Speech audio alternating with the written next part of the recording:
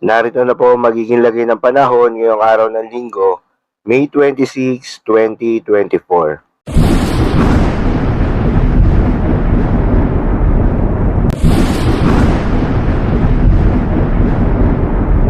Sa kasalukuyan na tayo sa Pag-asa, huling namataan itong sentro ng bagyo sa vicinity ng Torrijos, Marinduque.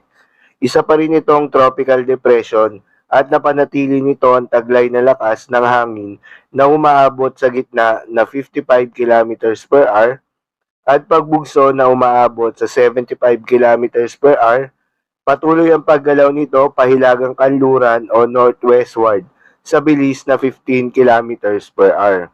Samantala, nakataas naman ang tropical cyclone wind signal number 1 sa ilang bahagi ng ating bansa, kabilang na ang southeastern portion of Isabela, southern portion of Quirino, southern portion of Nueva Vizcaya, eastern and southern portion of Nueva Ecija, Aurora, eastern portion of Pampanga, Bulacan, Metro Manila, Quezon, Rizal, Laguna, eastern portion of Cavite, eastern portion of Batangas, northern portion of Oriental Mindoro, portions of Occidental Mindoro, Marinduque, Romblon, Camarines Norte, Camarines Sur, Catanduanes, Albay, at Borlas Island.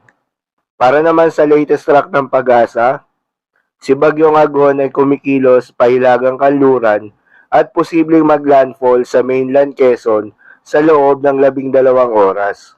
Pagkatapos nito, liliko ito patungong hilagang silangan at lalabas sa katubigan sa silangan ng Aurora mamayang hapon o mamayang gabi. Si Bagyong Agon ay inaasahang lalabas ng Philippine Area of Responsibility sa araw ng Miyerkules.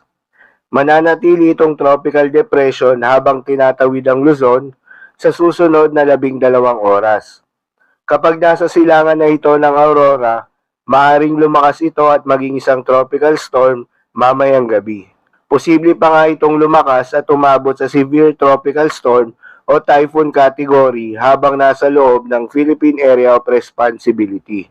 Paalala lang po, ang mga nasabing forecast ay posible pa pong magbago, kaya naman patuloy lang magantabay sa mga update na ating ilalabas at ng Pag-asa. So yun lamang po para sa lagay ng panahon ngayong araw ng Linggo.